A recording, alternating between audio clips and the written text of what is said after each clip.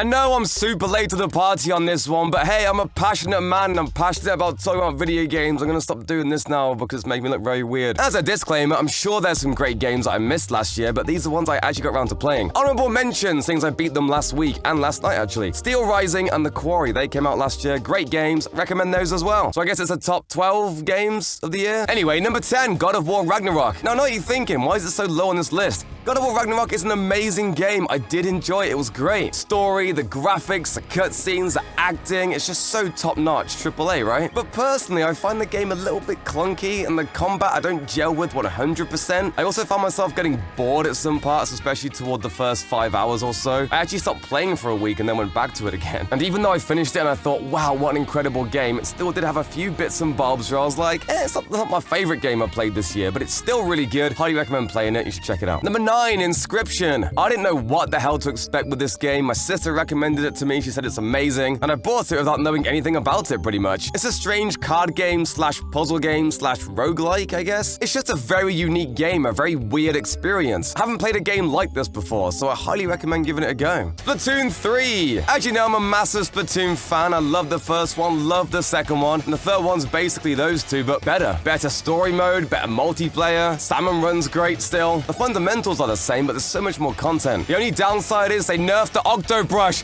That was my favorite weapon and you ruined it, Nintendo. Why? 7, Pokemon Legends Arceus. I forgot this even came out last year. I thought it was a year before. Yes, the graphics aren't that great and there are some technical issues, but the game was so fun to play. Checking the Pokeballs at the Pokemon, fighting them, the cool little moves. I liked how it was set back in the past and the Pokedex was just a little diary kind of thing. It was a very charming game, well worth your time, and the story was kind of interesting too. 6, Call of Duty Modern Warfare 3. COD gets a really bad rep these days, and to be honest, I fell off for a long time. I only recently got back into COD with Modern Warfare, the reboot Modern Warfare. But as someone who hasn't played a lot of COD recently, diving back in and giving it a go, it was so much fun. The campaign was pretty cool too, not as good as the first one, but it had its moments where I was genuinely like, oh shit, this is pretty intense. It could just be because I don't get much time to play multiplayer games much lately, so sitting there and playing it felt like a new experience in a way. But the multiplayer on Call of Duty, I don't know, I thought it was really enjoyable, so. Number 5, Cuphead the Delicious Last Course. Now I know it's DLC, but I mean, it could have been its own game pretty much. Amazing artwork, great music, Miss Chalice is really fun to play as. I love the double jump, she's definitely my go-to character. I didn't want it to end, to be honest, I wanted more. I want more, give me more Cuphead, please! Number 4, Scorn. I had no idea what to expect with Scorn. I love weird, depressing horror games, not jump scary games, but stuff like Silent Hill and Scorn. That kind of horror is my favorite. Scorn is definitely a love it or hate it game, but the fact that it left such an impression on me and I still think about it sometimes, I think that means something. I think it's a game which is weird and it's an experience. Sure, it's a bit clunky, I didn't know what the hell I was doing half the time, and some people might not like the ending, but overall, I really enjoyed Scorn. Loads. Recommend giving it a go. Number 3, Pokemon Scarlet. I finally beat the game yesterday actually on stream. Check out my stream. But even before the year ended, I enjoyed Pokemon Scarlet so much. Yes, there's technical difficulties, the graphics look like shit, they really do, but you just can't put a price on enjoying something, you know what I mean? Catching the Pokemon, fighting other Pokemon, just exploring, running around on your little weird bike / running Pokemon, which makes no sense. I loved it, to be honest. I'm really excited for the next game. Number 2, Kirby and the Forgotten Lands. What a game. Amazing level design, amazing animations. The whole game was co-op as well, which is a massive bonus for me. Games are always so much more fun when you play with somebody else. Kirby is just a joy to play, plain and simple. Not to mention, the story gets a little bit dark and weird toward the end, and it kind of threw a bit of a curveball. I like that aspect to it. Great fun, and it's co-op. Check it out. Number 1, you knew it was going to be Elden Ring. I mean, why am I even... Everyone loves Elden Ring. How can you not love Elden Ring? If you don't love Elden Ring, that's also fine as well, but as somebody who loves Soulsborne's games, Soulsborne,